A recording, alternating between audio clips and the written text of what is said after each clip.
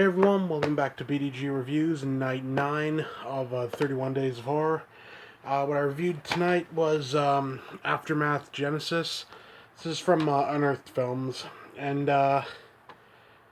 this is one of those movies that pretty much, all extreme horror fans know about. I just got around to picking it up the other day, honestly. The basic gist of it is it's three short films. The Awakening, Aftermath, and Genesis. Um, so I guess I'll just go through them each separately. Aftermath is no, not Aftermath. The Awakening is just a essential one thing before I start. There's no dialogue in any of these movies, so they're all completely dialogue free. So you don't have to worry about that. Um, the first one starts off with this guy. He's in a classroom. He's taking a test, and then all of a sudden, like, time stops, and he gets up. He's looking around, and so, screw it.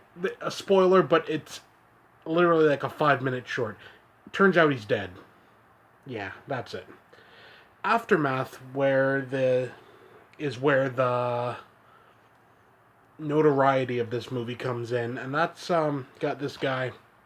He's a mortician, and he gets this dead body of this woman in, and then he has sex with the dead body.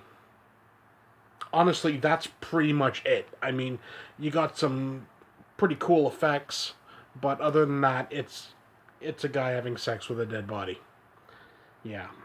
And last up is Genesis, which is actually my favorite story, and that one is a guy whose wife has died. It's either his wife, yeah, his wife has died in a car accident, and he makes a sculpture of her, and then the sculpture starts bleeding, and essentially everywhere where like damage is appearing on this sculpture, it he himself is getting sort of like the same damage, except it's turning like black and everything. Really neat little movie. Now, this movie as a whole did some things right, did some things wrong. First up, what it did right is I really dug the fact that there was no language in it. It was purely just a visual thing, and it worked because I mean, anyone could watch this. I wouldn't recommend anyone watch this, but anyone could watch this and they'd all have pretty much the same experience because you don't have to worry about like words. Um, Also, what it did right, the gore was pretty damn good. I got to admit. Though honestly, I have to say, after all the years I'd heard about this, I was honestly expecting it to be more extreme than it was. Um, I don't know, maybe just gotten spoiled by stuff like American Guinea Pig and like Serbian Film and all these other extreme films. You know, but there's that. And the acting for what it is, they're not talking or anything. It's all done silently, so it's pretty good. What this movie does wrong, and there's not many things it does wrong, but there are a few. One, this is especially prevalent in Aftermath, and that's